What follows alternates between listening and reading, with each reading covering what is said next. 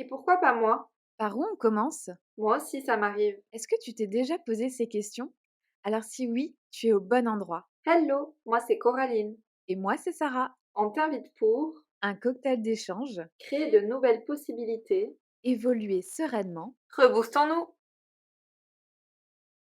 La semaine dernière, j'étais en train de parler avec une personne que je ne connaissais pas et donc j'ai eu besoin de me présenter à elle et je t'avoue que je savais pas comment faire. Mais c'est vrai que c'est hyper chaud comme question et c'est hyper chaud aussi à répondre à cette question. Est-ce que cette personne, c'était plus dans un environnement de travail ou c'était, je sais pas, dans la rue, au bar, une soirée d'amis? Là, pour le coup, c'était une stagiaire d'une formation que j'animais. Ouais, donc du coup, c'est plus professionnel. C'est dingue parce que, enfin, perso, je sais pas ce que tu en penses, mais moi, j'ai l'impression que selon l'environnement dans lequel tu es et quand ça se passe, ça joue sur ta présentation. Enfin, après ça, c'est mon ressenti, mais si Oui, je c'est suis dans un complètement d'accord avec toi parce que, je me rends compte et d'ailleurs je sais même pas, parce que je me rends compte que ce soit perso ou pro finalement, hem, en général, je me présente toujours sur la partie pro, plus que sur qui je suis personnellement. c'est vrai. Mais c'est vrai que c'est ce qui en découle de manière ultra naturelle parce que je pense que c'est un peu le cas pour tout le monde. On a vraiment l'habitude de se présenter, par le nom, prénom et l'activité professionnelle ou alors si on fait des études ou je sais pas, je pense que ça joue beaucoup. On a besoin de savoir à qui on a affaire, savoir si c'est un médecin, savoir si c'est, je sais pas, un professeur ou justement quelqu'un d'indépendant. J'ai l'impression que ça joue et sur le caractère, sur la personne et ça doit rassurer les gens de savoir notre profession pour savoir vraiment à qui on a affaire. Mmh et en même temps, je pense qu'il y a aussi quelque chose, c'est que finalement le travail, il est tellement au centre de nos vies. Je pense qu'on passe tellement d'heures en fait au travail que c'est vraiment ce qu'on fait le plus. Donc finalement, on se définit plus facilement comme ça parce que c'est ce qu'on fait tous les jours au quotidien en fait. C'est vrai, parce que, quand on y pense, on passe vachement de temps au travail. Bon, ça dépend le nombre d'heures, dans lequel tu te situes, tu vois? Mais, c'est vrai qu'on passe énormément de temps au travail, que l'environnement de notre travail, c'est notre environnement journalier. Nos collègues, c'est les personnes qu'on voit tous les jours, enfin si on a des collègues et voilà, c'est enfin je pense que c'est vraiment un tout. C'est, ça a dû partir d'il y a tellement lointain, hein, de se mettre dans des catégories, dans des métiers et tout de suite, ça a posé un peu le statut. Enfin, moi, j'ai vraiment cette image du médecin, même, à l'époque ou même maintenant, tu sais, qui symbolise un peu, la connaissance de toutes les maladies, le pouvoir de soigner les gens, et quelqu'un de très sérieux, très rigoureux, et du coup, je me dis, si je rencontre un médecin, j'ai un peu cette sensation-là de me dire: «Je suis face à quelqu'un qui a, beaucoup de connaissances, une certaine posture» et heu et voilà et je le mets dans des cases. C'est horrible, hein, mais je le mets dans des cases. Je sais pas ce que tu en penses? Mais je crois que je fais un peu la même chose que toi et je pense que qu'on le veuille ou non, on fait tous la même chose, mais c'est vrai que c'est peut-être, intéressant à un moment donné de prendre du recul par rapport à ça et de se rendre compte que c'est pas ce qui nous définit. Déjà parce que certains peut-être auraient eu par exemple les capacités à devenir médecin, mais par choix, parce que ça leur plaît pas ou parce qu'ils ont pas envie justement que leur travail soit le centre de leur vie. Ils ont pris la décision de pas faire ces études-là, de pas poursuivre, en ce sens par exemple et pour autant, ils sont peut-être tout aussi passionnants, intéressants et ainsi de suite. C'est ultra intéressant ce que tu dis. C'est vrai que je l'avais pas vu comme ça, alors que c'est con, hein, c'est ce qui arrive dans enfin, souvent des cas.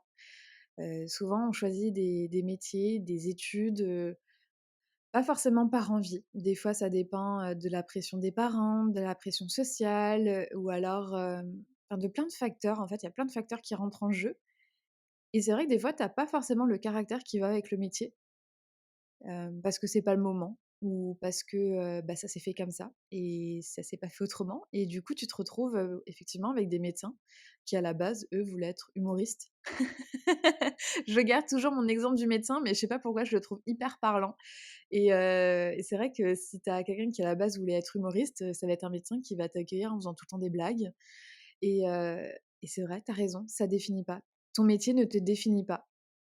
Ou en tout cas, on est bien plus que ça, je pense. Peut-être que ça nous définit sur une certaine partie, un certain pourcentage, mais je pense qu'on est bien plus que ça. Et du coup, moi, je me pose la question, tu vois, par exemple, comment tu te présenterais à des personnes si, en premier temps, tu ne te définissais pas par ton métier? Mmh, ultra intéressant. Heu, c'est drôle ça remonte à mon enfance. Heu, tu sais je sais même plus comment ça s'appelle, mais quand tu dis, «Si tu devais être une saison, tu serais quoi? Si tu devais être un arbre, tu serais quoi? Si tu devais être une fleur, tu serais quoi?» Et je pense que, mine de rien, ce type de description, déjà, ça te reconnecte un petit peu à ce que t'aimes, à tes valeurs, à ce qui te plaît. Heu et ça peut, pourquoi pas, te définir d'une certaine façon parce que voilà, si si tu es quelqu'un qui aime, plutôt l'hiver, bah, ça te remet dans un contexte un peu, bah, en hiver, tu bien être chez toi, au chaud ou alors au contraire, t'aimes bien sortir dehors, aller faire des batailles de boules de neige, aller skier, et si t'aimes l'été, bah, tu peut-être, plus des randonnées, aller à la mer, des choses comme ça et je pense que ça joue, ça peut donner des informations sur le caractère Mmh. et pareil, tout ce qui est, fleurs, arbres, ça peut, si je sais pas si tu te définis comme étant un sapin, est-ce que c'est parce que tu es un peu piquant? Tu as des épines, tu as des petites piques?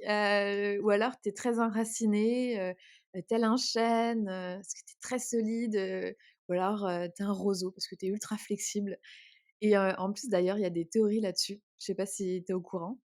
Non, je connais pas trop ces théories. Hem, alors, je connais plus le nom, mais il y a un peu des ouais, des théories là-dessus justement sur, est-ce que tu es plus un type d'arbre ou pas? Et ça joue sur ton caractère et je trouve ça super intéressant donc bah, par rapport à ta question, je me dis, je sais pas, j'ai ce côté enfantin qui pourrait éventuellement ressortir en me disant, «Tiens vas-y, comment que je me définirais?» Bah, j'aime bien, le printemps et l'été, par exemple, tu vois? Et ça pourrait peut-être donner des infos. Ou alors, peut-être par les loisirs. Je sais pas ce que tu en penses? Mmh. Je pense que c'est hyper intéressant et il y a un côté très philosophique, je trouve, à se définir de cette manière-là. Et en même temps, ça apporte plein de choses et ça nous amène aussi à réfléchir en fait sur nous-mêmes, chose qu'on fait pas forcément au quotidien. Donc je trouve que ça peut être vraiment chouette. Et moi, tu vois, de mon côté, j'aurais plutôt tendance à me définir si je devais le faire autrement que professionnellement, plutôt par mes expériences, par le caractère que j'avais, quelque chose de très terre à terre parce que c'est ce qui me ressemble aussi, vachement au quotidien. Donc tu vois, j'aurais plus, tendance à te dire peut-être, comment j'étais et comment je suis, en tout cas ce qui m'a amené à ça aujourd'hui. Par exemple, le fait que j'ai toujours été, passionnée par la psychologie, par le fait de comprendre les autres, d'essayer en tout cas au maximum de les comprendre, de comprendre ce qui se jouait dans des relations, de comprendre pourquoi une personne en arrivait à faire, telle chose ou telle chose et aussi horrible ou pas soit-elle d'ailleurs ou tu vois? Heu, moi c'est des choses comme ça qui me reviennent parce que je me rends compte que c'est comme ça que je suis, d'aussi loin que je m'en souvienne et d'aussi loin, que ce que les autres peuvent me rappeler également en tout cas. Ouais. Donc du coup, tu partirais, peut-être un peu, déjà tes expériences et ça en découlerait peut-être sur, des qualités, des choses comme ça? Parce que, est-ce que ça peut rebondir sur, un trait de caractère, quelque chose comme ça? Oui, je pense que ça pourrait aller complètement avec le trait de enfin avec certains traits de caractère en tout cas, que j'ai et notamment, cette force, je pense d'écoute et de prise de recul en tout cas. Hem, parce que j'ai toujours quelque chose en moi qui me pousse à voir toutes les solutions possibles. Donc je vais avoir une très grosse prise de recul et je vais te dire: «Oui, mais dans cette situation-là, par exemple, tu le perçois comme ça, mais peut-être qu'il y a d'autres angles et peut-être que la personne en face de toi, elle le perçoit pas de la même manière». Et ça, par exemple, je pense que c'est une force de caractère que j'ai et qui est Ouais, intéressante à mettre en place au quotidien. c'est vrai, c'est drôle. Je sais pas si c'est, notre mode de fonctionner ou comment qu'on vit actuellement. J'en ai aucune idée, vraiment. Mais c'est vrai que maintenant que tu me dis ça, je me je me dis: «Mais oui!» Pourquoi on ne pourrait pas se présenter à travers nos expériences, ce que ça nous a apporté et ces traits de caractère qui ressortent, de manière importante. C'est drôle, hein, là, on en on en parlait, par rapport à d'autres sujets qu'on évoquera sûrement dans les futurs, épisodes, mais C'est drôle, vraiment, je pense que c'est la société qui veut ça. J'en oublierais presque les traits de caractère que je peux avoir, les choses que j'aime faire et j'en reviens à cette histoire de métier. Quand il faut se présenter, je reste bloquée sur, la profession, alors que clairement ça ne te définit pas en entier et même au niveau des traits de caractère, j'ai envie de te dire, même si voilà, par exemple, moi je me définirais comme quelqu'un de créative et bien des fois j'ai le syndrome de la page blanche. Mmh. Et ça, c'est difficile de se présenter comme ça, «Bonjour, enchantée, Sarah, je suis ultra créative». «OK, génial, vas-y, peins-moi un truc». «Ah!» Et là, tu as le syndrome de la page blanche. Tu es pris au dépourvu et tu te dis, «Bah, merde, je viens de me définir et me présenter comme quelqu'un de créative et je suis tellement prise au dépourvu que là, je ne sais pas te pondre quelque chose de créatif». Mmh. Et donc voilà, encore une fois, ça rejoint de: est-ce qu'on est que ça? Est-ce qu'on est que, une personne créative? Parce qu'on a des épisodes dans notre vie où on n'aura pas forcément cette fibre-là, tu vois? Mmh. Je pense que c'est un tout et déjà la première chose, c'est en fait de se poser peut-être la question, c'est quoi une personne créative? Est-ce qu'une personne créative, c'est une personne, qui peint des tableaux, qui fait des beaux dessins et je sais pas, ou qui danse bien et ainsi de suite? Ou est-ce qu'une personne créative, c'est dans toutes les sphères de sa vie et c'est peut-être, dans, la manière d'animer un podcast, c'est peut-être, dans la manière de tenir des réseaux sociaux, c'est peut-être dans son travail au quotidien, c'est peut-être dans sa vie personnelle, dans sa cuisine, dans la manière dont elle va présenter ses assiettes. Enfin, tu vois, je me dis déjà ça va peut-être beaucoup plus loin que ça. Mais en tout cas, ça me fait écho aussi avec, le principe de se mettre dans des cases, en fait. Ouais, Parce que c'est vrai que pour une majorité de personnes, si tu te dis créative, ben, tu dessines bien, tu peins bien, tu sculptes bien. Je sais pas ce que tu fais de bien, mais en tout cas, il y a forcément quelque chose, en ce sens-là. Parce qu'en fait, je pense qu'on a ce besoin de te rentrer dans une case pour comprendre qui tu es et pour le faire, en tout cas, le plus simplement possible. Alors que je suis convaincue que c'est bien plus complexe que ça et qu'en fait, ta créativité, tu peux la retranscrire, en fait, finalement partout dans ton quotidien. clairement. Mais ouais, j'adore la manière dont tu vois les choses. Et d'ailleurs, j'avais entendu ça quelque part. En fait, c'est un besoin de ton cerveau de mettre des gens dans des cases, en fait, tout simplement parce que pour lui, c'est plus rapide à traiter l'information de cette façon. C'est-à-dire qu'il va recevoir l'info, Coraline, la créative, je garde l'exemple, hein. Coraline créative, boum, ah bah, forcément tu vas dans cette case-là. Alors que, bah, clairement en fonction de ce qui t'arrive dans ta vie, de ce que tu es en train de faire, de ce que tu es en train de vivre, de ce que tu es en train de créer, de mettre en place, ça sera pas forcément que ça. Mmh. Et du coup, toi, si tu devais te définir, donc autrement que par le milieu professionnel, et de cette manière-là, peut-être en termes de caractère, peut-être en termes d'expérience, de qui tu as été et de là où ça te mène aujourd'hui, tu dirais quoi de toi, en dehors de cette créativité peut-être? Ou avec ça à l'intérieur aussi? Ouf, du coup, c'est vrai que quand tu es en train de passer à la pratique de l'exercice, après la théorie et et le côté philosophie, je t'avoue que c'est un peu délicat, un petit peu, bah, ouais, tu es obligé de faire une sorte de petite introspection quand même, hein, de te dire, «Bah, mince, comment que je me définis?» Alors à travers mes expériences, ou alors oui, j'ai plein de choses qui me viennent en tête. Forcément, il y a la créativité, ça oui. Je pense qu'à plusieurs stades de ma vie, je j'ai été créative et je suis créative. Après, la force de se relever, la force de se relever de plein d'épreuves, la force d'aller de l'avant, de pas lâcher, hem et ouais, coûte que coûte, avancer. Je pense Mmh. qu'il y a tout ça qui ressort. Après, vraiment mettre des mots précis là-dessus, je sais pas. C'est vrai que là, je vois plein de choses qui des images d'expériences qui me viennent en tête et j'arrive plus à en faire des phrases à mettre un mot dessus et du coup, je me questionne. J'ai fait l'exercice, mais toi, comment que tu ferais? Mmh. Passe-moi la chandelle. Non, on dit passe-moi le flambeau. J'adore. Je te passe le relais, le flambeau, tout ce que tu C'est veux. clair, tout ce que je veux. Comment je me définirais? Je crois que dans un premier temps, et on en a déjà parlé toutes les 2, je me définirais comme une personne de très douce dans ma voix, mais très douce dans mon tempérament. Je suis quelqu'un de très calme, Je pense qu'on peut difficilement me mettre en colère et il faut pousser extrêmement loin avant que, j'en arrive à hausser le ton ou n'importe quoi. Hem, ouais, je crois que c'est vraiment la première chose de mon caractère, c'est cette douceur en fait et cette douceur finalement de vivre au quotidien, mais de partager aussi avec les autres quand je partage. J'aime partager de cette manière-là parce que je sens que ça m'apporte à moi, parce que j'en ai réellement besoin et que ça apporte aux autres aussi d'avoir, un côté beaucoup plus doux, beaucoup plus zen que, parfois, l'allure quotidienne qu'on peut avoir, la vitesse à laquelle tournent nos journées et ainsi de suite. Donc je crois que ça, c'est la première chose et la plus importante. La deuxième, ça serait un côté créatif, mais un côté créatif dont je me rends compte seulement aujourd'hui. Parce que justement, je t'en parlais juste avant et c'est le comble. C'est vrai. Hem, pour moi, la créativité, pendant très longtemps, c'était le fait de savoir dessiner. J'avais 7,5 de moyenne en art plastique. C'était le fait de savoir peindre ou de savoir sculpter ou peu importe, mais c'était en fait, ça touchait vraiment aux activités manuelles, chose que je déteste. Ouais. Donc déjà, ça te donne la couleur dès le départ. En tout cas, je déteste tout ce qui va être, minutieux. Donc par exemple, je crois que ça s'appelle les mandalas, les dessins, pour se déstresser. Moi, c'est quelque chose qui me stresse au contraire, par exemple. Enfin, tu vois?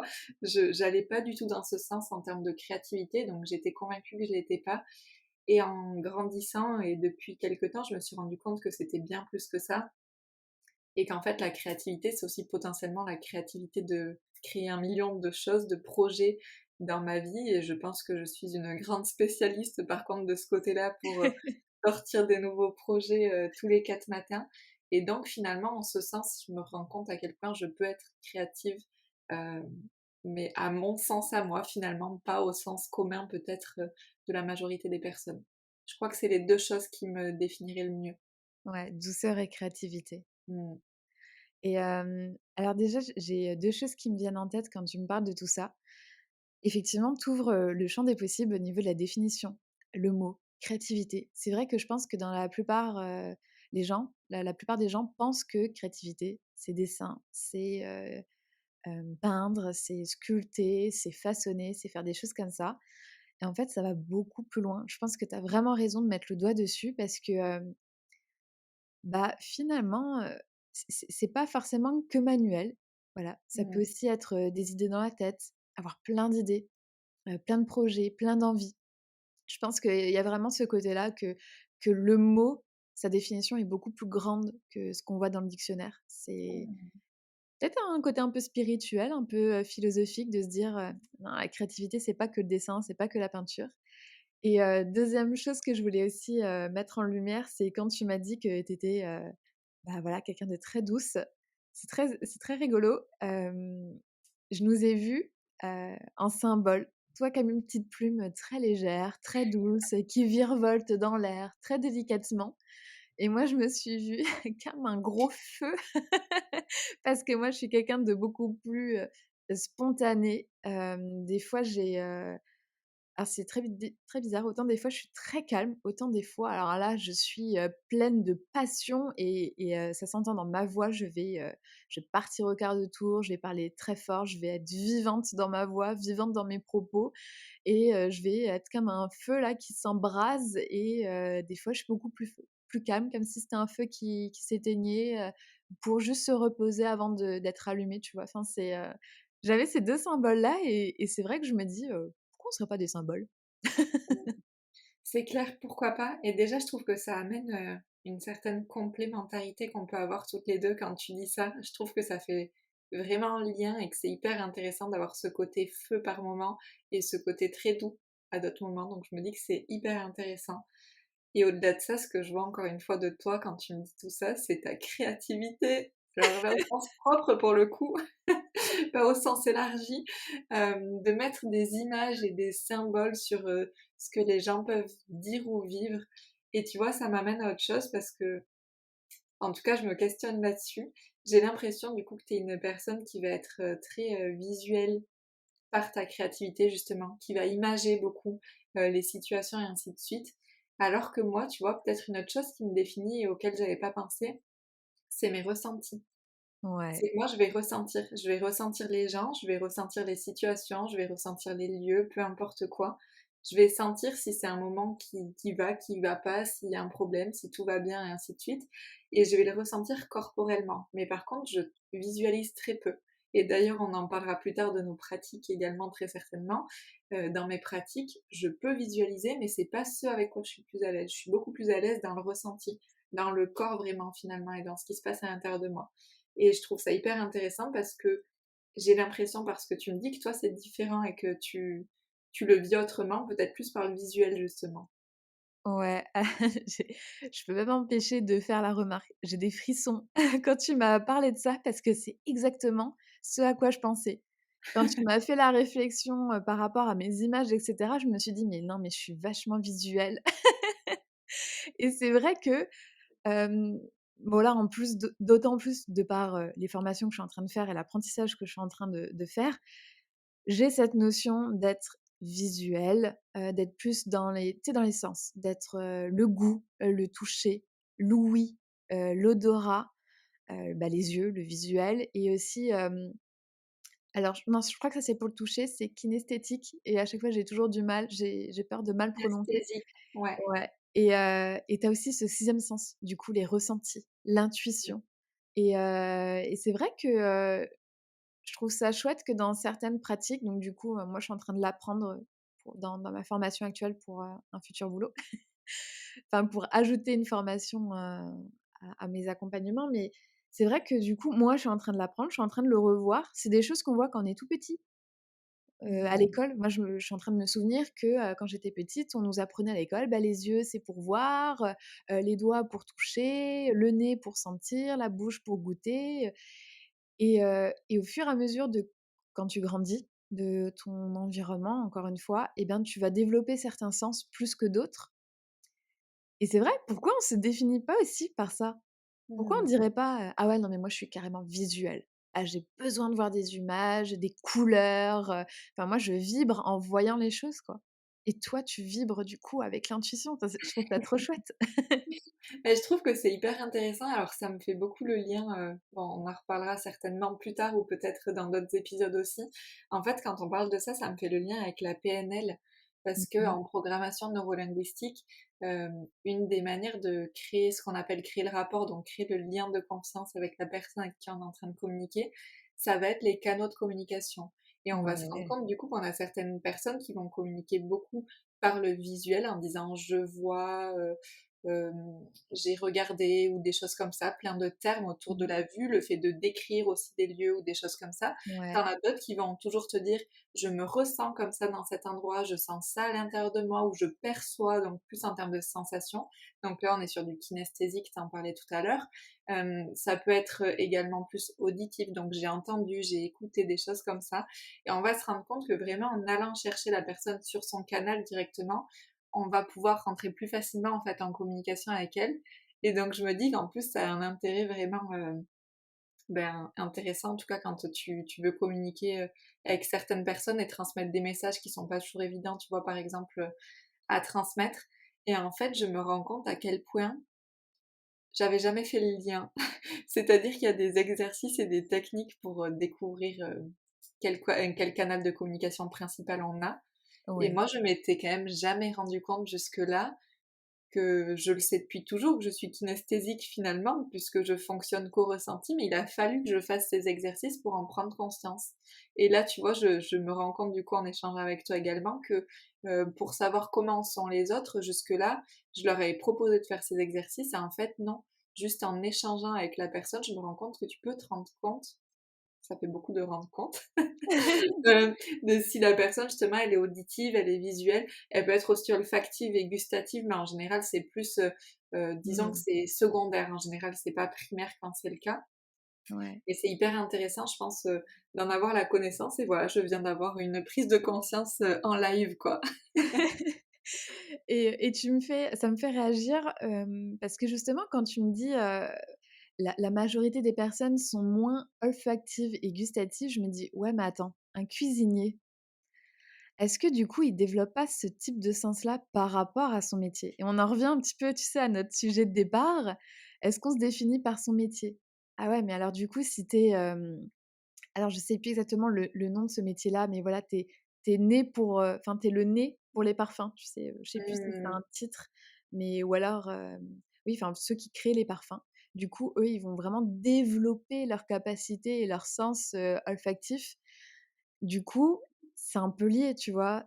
De par leur métier ou alors c'est parce qu'ils ont ce «don-là» entre guillemets, s'ils ont développé davantage ce sens-là, qu'ils se disent: «Ah bah, vu que j'ai un super nez, que je sens super bien les odeurs, mais vas-y, je vais me lancer dans la création de Mmh. parfums ou dans» enfin voilà et je pensais aussi aux restaurateurs, aux cuisiniers qui eux, faut vraiment qu'ils développent leur palais.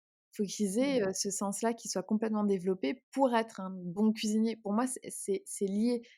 Tu il faut que tu aies vraiment le goût, les saveurs en tête, que tu te dises: Ça va bien avec ça» ou «Je vais mélanger, telle épice avec tel ingrédient». Enfin, du coup, je me dis: «Alors du coup, est-ce que nos sens, ils sont pas liés à notre métier ou est-ce que notre métier n'est pas lié à nos sens?» Mmh. Je crois qu'il y a 2 réponses. Il y a une première réponse, c'est si tu as toujours été à l'écoute de toi, de ce Mmh. que tu ressens, de ce que tu vis, de ce que tu es en fait en tant que personne. Je crois fortement que ton métier sera lié à tes sens, en tout cas à ta manière d'être à toi et ainsi de suite, parce que ça va couler de source en fait. Mais je pense qu'il peut y avoir une deuxième possibilité et je pense qu'il y a beaucoup de personnes qui s'y reconnaîtront aussi, c'est le fait d'avoir été coupé de soi, coupé de son corps, coupé de ses sensations, de ses ressentis, de tout ce qu'on vit et de tout ce qu'on est pendant très longtemps, tout simplement parce que, on n'a jamais trop été dans une société qui nous pousse à aller en ce sens-là et donc on n'en a pas la connaissance, donc on le développe pas et si tu développes pas ce côté-là, je sais pas si tu fais forcément déjà un métier par choix. Si tu le fais pas par choix, est-ce que tu pars dans quelque chose justement qui va te permettre de développer ces sens que tu as déjà ou pas? Tu vois, là, j'en suis pas sûre. Je me dis que peut-être qu'il y a un moment où, il y a une certaine limite à ça et en même temps, je suis sûre qu'à un moment donné, pour la majorité des personnes, il y aurait une prise de recul et elles se rendront compte qu'elles sont peut-être pas à leur place à cet endroit-là et qu'elles Ouais. vont trouver justement à ce moment-là un métier qui a du sens pour elles et qui est en lien avec leur sens propre, du coup aussi. C'est c'est drôle, à chaque fois tu reprends, ce que je pense.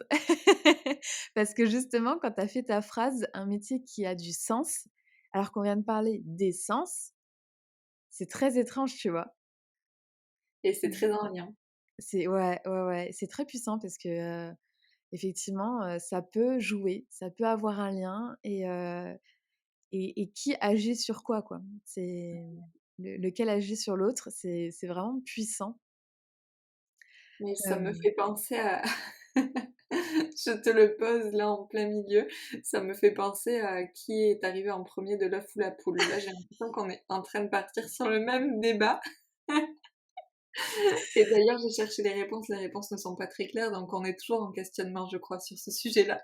C'est vrai, mais du coup, ce qui peut laisser à penser que déjà de un chacun peut avoir sa vision de la réalité, de Mmh. ce qui est juste et c'est une question de croyance, quoi. Mmh et je Est-ce que crois que tu vraiment on a tous notre propre vérité, ça c'est quelque chose qu'il faut vraiment garder en tête et encore une Ouais, fois, j'espère qu'on aura l'occasion d'en parler dans d'autres podcasts, mais il y a vraiment cette idée, tu vois? Très souvent d'ailleurs quand on parle avec des personnes et qu'on n'est pas d'accord avec elles, on va se ouais, dire qu'on a raison et que, c'est nous qui avons la bonne réponse alors qu'en fait la bonne réponse, c'est celle qui est juste par rapport à nous, par rapport à la perception, par rapport à notre vécu, par rapport à notre éducation, notre environnement et ainsi de suite. Et en fait, on se rend juste compte que chaque réponse est juste pour la personne qui l'a dit à cet instant-là, si ouais, on se base sur son cadre de référence à elle. ouais, exactement. À ses filtres, à comment qu'elle perçoit les choses Mmh. et hem et même aussi, je pense un petit peu au caractère que tu peux avoir sur l'instant présent, tu vois? Parce que Mmh. si tu es quelqu'un de calme, tu vas te dire: «Bon, bah, la personne, elle va agir de telle ou telle façon, peu importe le contexte, parce que c'est une personne qui est calme».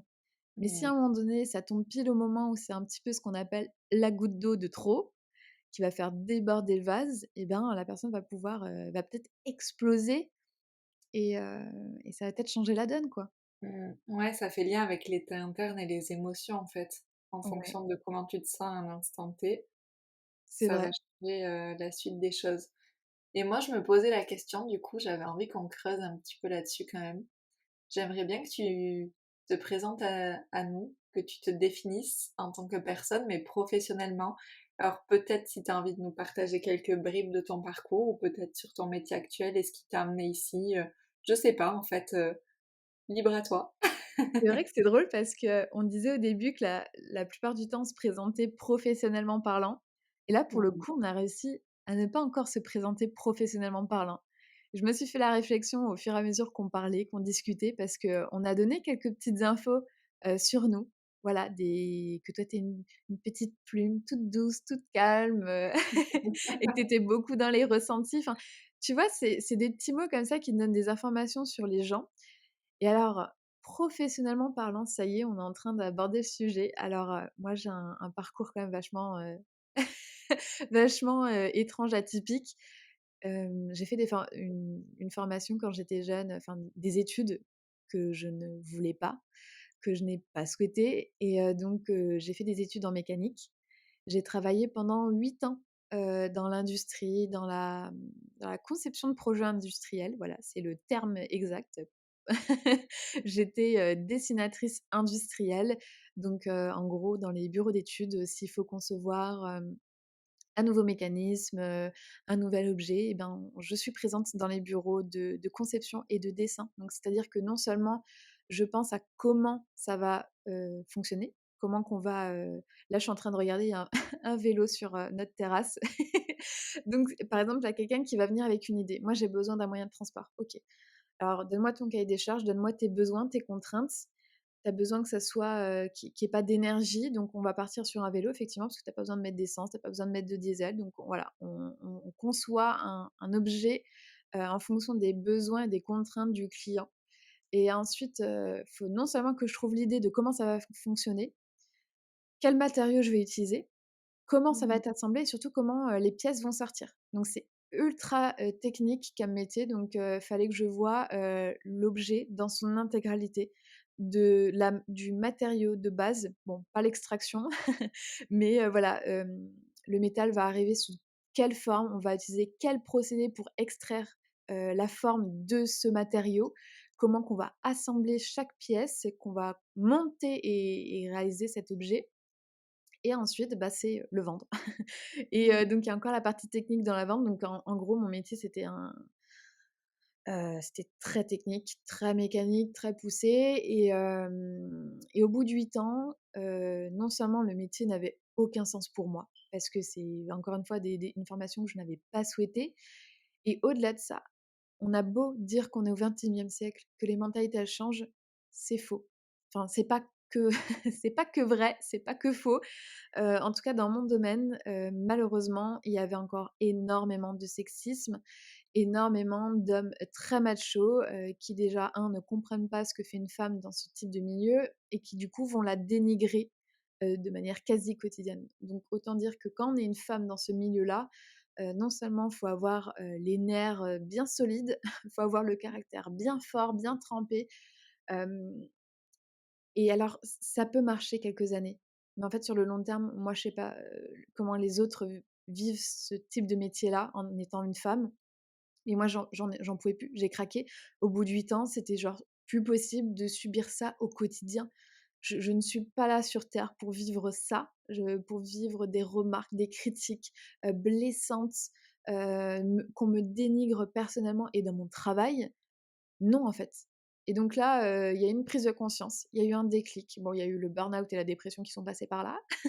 Et donc là, Ouais. j'ai pris ce virage à pouf 180, des fois j'aime bien dire même 360 parce que là, j'ai fait un demi-tour, j'ai foutu un coup de pied, à mon métier, j'ai dit: «Ciao» et je repars sur autre chose. Et donc là, gros déclic, grosse prise de conscience et je suis partie en sophrologie. Donc j'ai fait une formation de 6 mois en sophrologie et je ne sais pas comment, je ne sais pas l'expliquer, on a mis sur mon chemin l'hypnose transpersonnelle. Donc je suis également en formation d'hypnose transpersonnelle. Donc bah, d'ici, à peine quelques mois, je serai et sophrologue et hypnothérapeute en hypnose transpersonnelle. Donc voilà, ça c'est un peu c'était long, mais voilà, c'était mon parcours complètement atypique, au niveau professionnel. Mais je trouve ça génial et ça dénote déjà d'une certaine richesse et aussi peut-être pour certaines personnes parfois de cette possibilité de se rendre compte que c'est pas parce qu'on est dans un métier à un instant T qu'on est obligé d'y rester, de cette possibilité d'évoluer et en effet de faire un 360 si on a envie de faire un 360 et ça je trouve ça vraiment important. Et moi j'ai juste une petite question qui me tarote par rapport à tout ce que tu as pu dire. Je pense qu'on développera sur d'autres épisodes tout ce que tu as parlé autour du harcèlement, de la dépression, du burn-out et tout ça. Ouais. Mais j'ai juste une question simple, c'est qu'est-ce que t'en as tiré? Qu'est-ce que ça t'apporte aujourd'hui en fait? Qui s'est Heu, passé? Si tu devais déjà, en tirer une leçon, tu vois, ou j'en sais rien, un enseignement, ça serait quoi? hem, je pense que c'est aller, ouais, chercher au fond de soi, tout le courage et toute la force qu'on a pour dire: «Stop».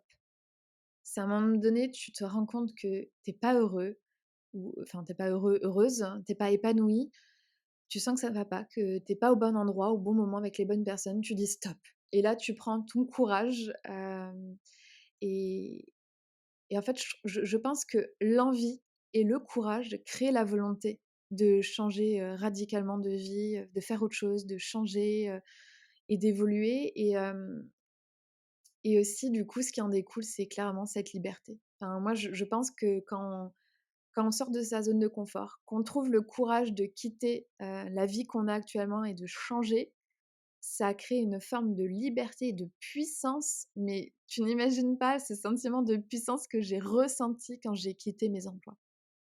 Ça a Mmh. été, libérateur. Je Alors là, j'avais l'impression que rien ne pouvait m'arrêter, mais alors, vraiment et c'est encore le cas, je sens encore ce sentiment, même après 1 an d'arrêt de cette carrière-là.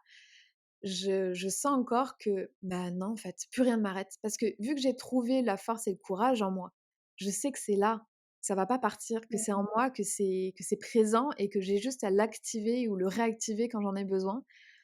Et ouais, clairement, je trouve que quand tu décides de dire: «Stop», là, tu as toutes tes ressources qui remontent à la surface et tu vois à quel point tu as des capacités, des compétences et que tu as tout ce qu'il faut pour, agir là où tu dois aller, ce que tu dois faire et cetera.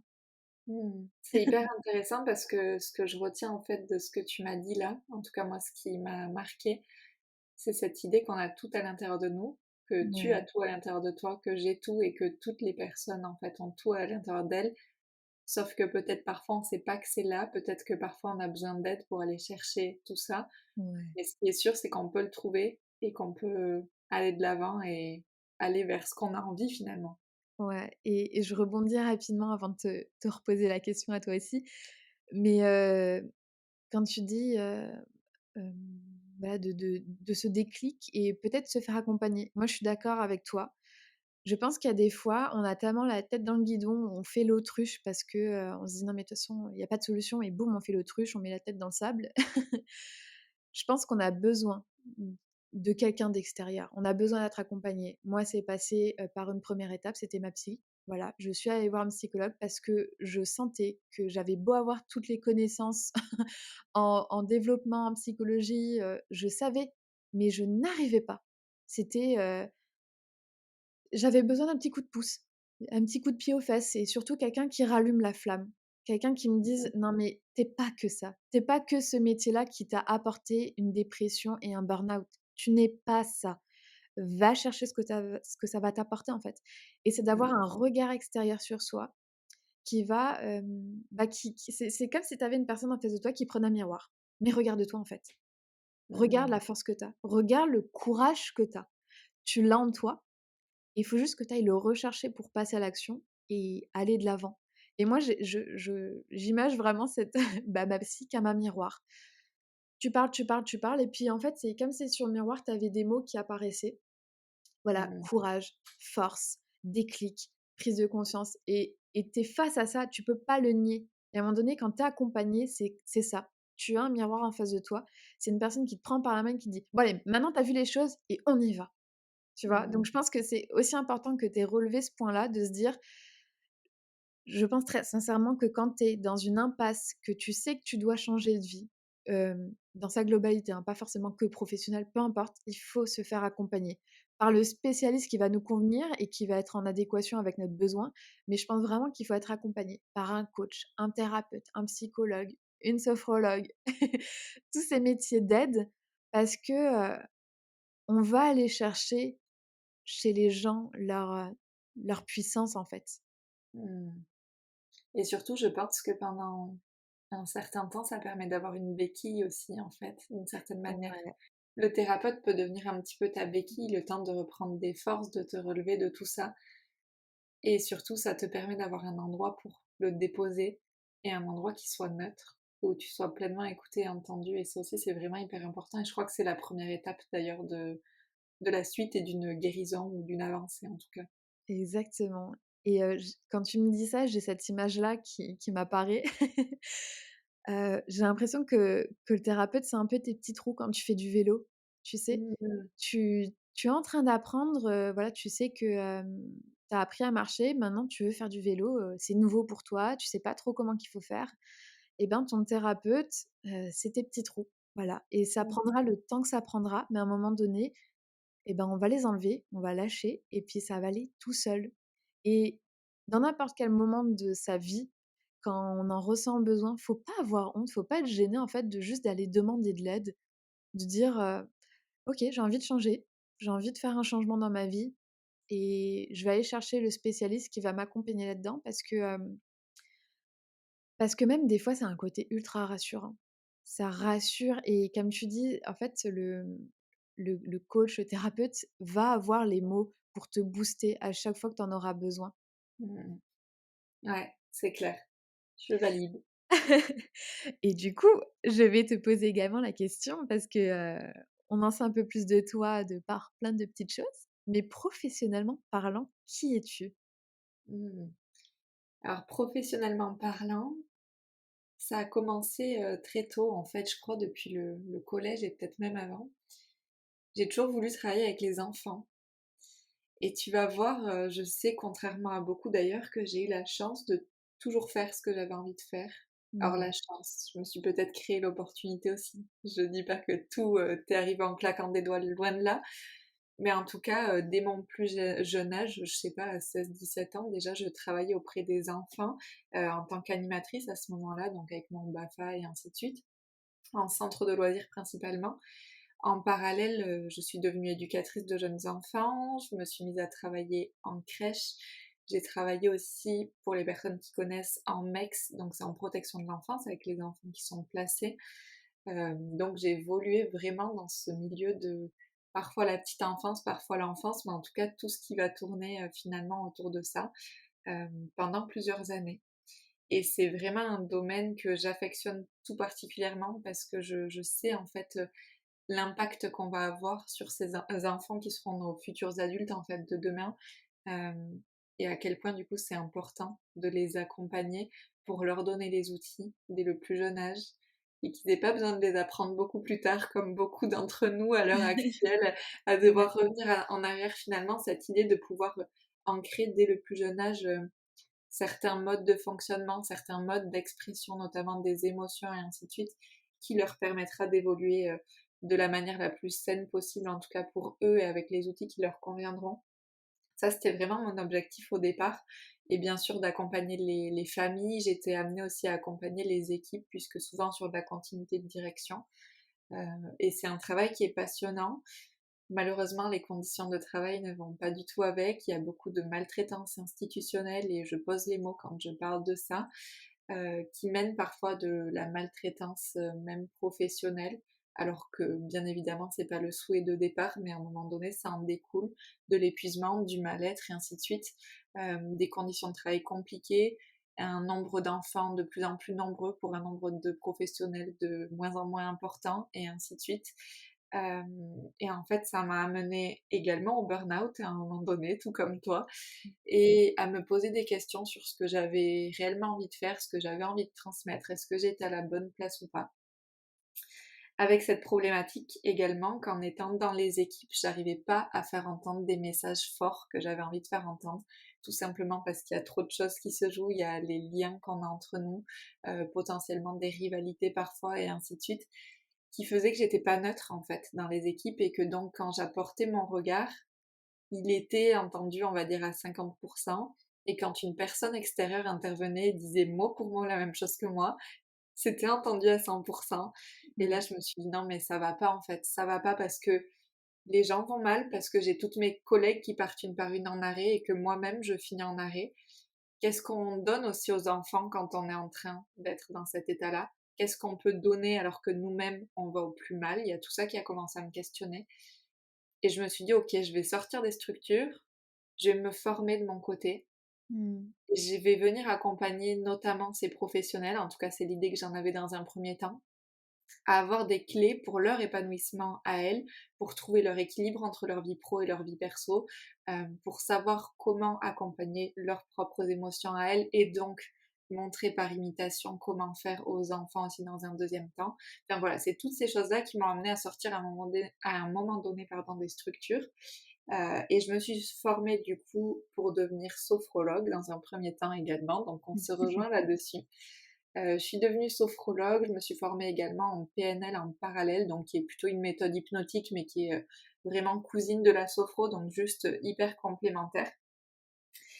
Et petit à petit, j'ai continué à évoluer, j'ai ouvert en fait différentes casquettes, donc c'est toujours ma difficulté, j'en parlais plus tôt dans le podcast, d'avoir 1001 projets et donc 1001 casquettes. Je me suis mise à mon compte à la suite de ça. En me mettant à mon compte, j'ai eu une partie de mon activité où j'étais formatrice, où j'interviens justement sur les structures de l'enfance, alors soit pour de la formation, soit pour de l'accompagnement d'ailleurs. Formation qui va toujours tourner autour de la communication, de la gestion du stress, de l'accompagnement des émotions, voilà, de toutes ces thématiques-là, de la connaissance de soi même parfois. Et quand je fais de l'accompagnement, c'est dans les mêmes objectifs également. Donc ça, c'est ma première casquette, ma première identité. La deuxième, c'est que je suis sophrologue et thérapeute. Alors je me détermine comme sophrothérapeute d'ailleurs maintenant. Et j'accompagne du coup à ce titre beaucoup plus largement, principalement des femmes, mais parfois également des hommes, euh, qui peuvent vivre justement également du mal-être, des angoisses et tout un tas de choses finalement et qui ont besoin que je sois pendant un temps éventuellement leur béquille et que je leur donne justement quelques clés pour qu'ils puissent aller chercher à l'intérieur d'eux et trouver ce dont ils ont besoin. Donc j'ai principalement ces deux casquettes-là aujourd'hui. Je continue de me former en parallèle parce que j'adore apprendre et que j'ai envie d'aller toujours plus loin. Et actuellement, je suis en train de me former, ça va faire lien avec mes deux parties de métier d'ailleurs. Euh, je me forme sur les blessures émotionnelles qui sont liées à l'enfance et donc à la guérison de l'enfant intérieur. Euh, c'est des choses que j'ai pu voir déjà sur des enfants que je pouvais accompagner avec la connaissance que j'en ai en termes de psychologie déjà. Et en fait, on se rend compte à quel point notre enfance va conditionner notre manière d'être plus tard, les schémas potentiellement qui vont se rejouer plus tard, notre caractère et tout plein de choses en fonction justement des blessures qui se sont construites. Sachant que quand je parle de blessures, bien évidemment, je parle pas forcément de traumatisme, c'est-à-dire qu'on a tous des blessures en nous, qu'on ait vécu ou pas des traumatismes dans l'enfance. Parfois, ça se rejoue même d'ailleurs au niveau transgénérationnel. Enfin, voilà, c'est tout autre chose, mais en tout cas, je suis en train de rajouter cette casquette pour aller beaucoup plus loin dans l'accompagnement et pour libérer sur du long terme et faire la paix en fait avec son passé quand on a un passé douloureux ou en tout cas quand on a eu une difficulté qui a été liée à ça aussi.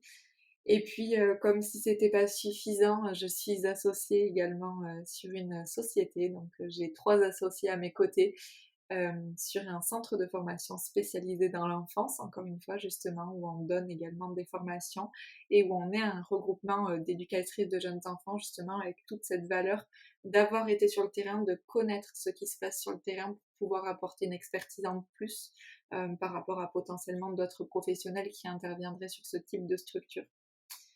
Et puis pour terminer, visiblement, je deviens podcasteuse aux côtés d'une personne que j'apprécie tout particulièrement. Donc ça fait quand même pas mal de casquettes et d'où cette difficulté très souvent à me décrire, que ce soit professionnellement ou personnellement, parce que ça ne s'arrête jamais avec moi. C'est vrai et tu as l'art de mettre en valeur, alors, j'ai pas envie de dire, tu es une très belle personne et c'est ça je ne remets jamais enfin, je ne remettrai pas du tout ça en question, mais tu as l'art de faire passer l'autre et ses besoins en priorité. Dans toute la manière dont tu t'es décrite, je trouve que tu es un cadeau pour les gens. Je me dis: «Mais c'est incroyable» parce qu'effectivement tu mets l'autre dans le centre, dans son centre en fait et dans voilà, tu on sent que tu as vraiment envie d'apporter tous les outils possibles et inimaginables pour aider les gens à, à guérir, à panser les blessures et à aller de l'avant donc bah, merci d'être qui tu es. Merci pour, tout ce que tu fais parce que, vraiment tu es un cadeau. C'est trop mignon, j'adore, merci beaucoup et c'est vrai que tu vois, alors c'est quelque chose qui a souvent pu m'être dit et moi, étonnamment, très régulièrement, je trouve que j'ai un côté très égoïste et je vais t'expliquer pourquoi. Parce que déjà de 1 j'y trouve mon compte. On est bien d'accord qu'en apportant à l'autre, ça m'apporte quelque chose à moi. Donc bien évidemment que, il y a d'autres objectifs derrière. Donc à première vue, on peut le voir comme ça et quand tu regardes derrière, tu te rends compte que ça comble en tout cas certains, besoins chez moi. Donc je crois que déjà rien que pour ça, il y a un côté où, finalement on me le rend bien parfois en me donnant réellement et parfois juste parce que ça va me procurer j'arrive plus à parler. Parce que ça va me procurer dans un deuxième temps. Donc finalement, enfin je sais pas, oui je donne beaucoup aux autres, je prends soin de l'autre, je prends soin de ses besoins à lui, mais pour cette raison-là principalement et également parce que, en fait, j'ai envie de donner à l'autre ce que j'aurais eu besoin d'avoir à un moment donné. Et je Ouais. pars de mon expérience, tu vois? Encore une fois et quand j'interviens sur les structures de l'enfance, je leur dis en permanence: «Je pars de mon expérience, ce que vous êtes en train de vivre, je l'ai vécu aussi et c'est parce que je l'ai vécu que je le comprends, que j'ai cherché des solutions, que j'ai cherché des outils en tout cas qui pourraient Mmh. m'aider et c'est ça que j'ai envie de donner». Mais en fait, je pars toujours de ce qui me parle à moi, de ce qui est juste pour moi et c'est ce que je donne toujours aux autres. En tout cas, j'essaye de le faire comme ça au maximum. Waouh, j'ai plein de frissons. Mais du coup, c'est vrai que ça me fait penser, est-ce que, c'est pas justement, ouais, ce manque ou ce besoin d'eux qui nous guide vers, bah, ce qu'on Mmh. appelle des fois une mission de vie?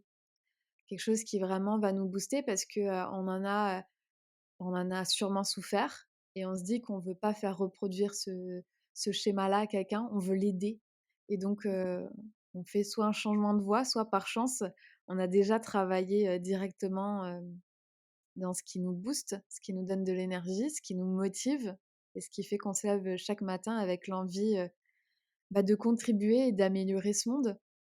Ouais, mais je crois que je suis vraiment d'accord avec toi et en fait, je pense que ça fait le lien avec quelque chose dont on parle beaucoup et dont on ne parlera certainement pas aujourd'hui, pas dans ce podcast, mais dont on va parler également, qui fait lien en fait avec le pourquoi. Quand tu parles de la mission de vie, on parle beaucoup du pourquoi. Ouais. Du pourquoi on fait ça, qu'est-ce qui est le pourquoi en fait dans notre vie au global et bien au-delà d'ailleurs du milieu professionnel encore une fois.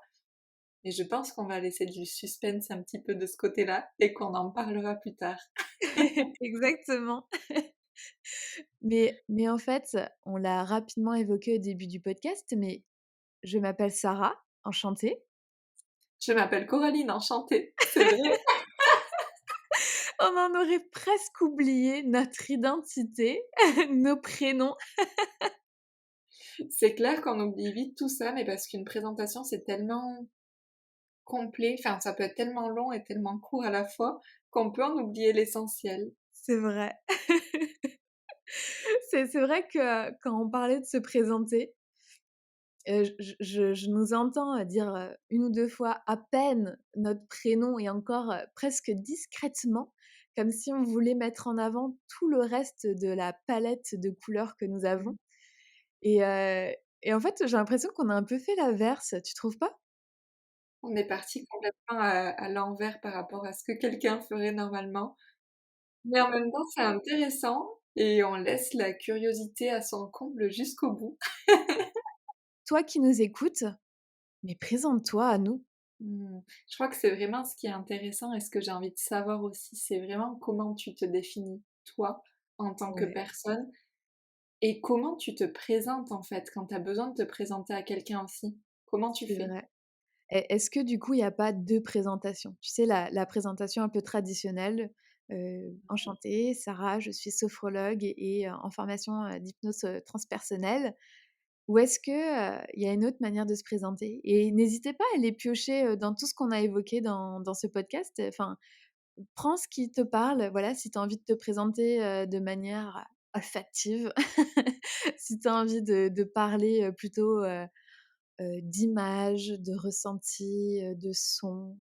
Voilà, enfin, je suis trop curieuse également de savoir, toi qui nous écoutes, mais comment tu te définis?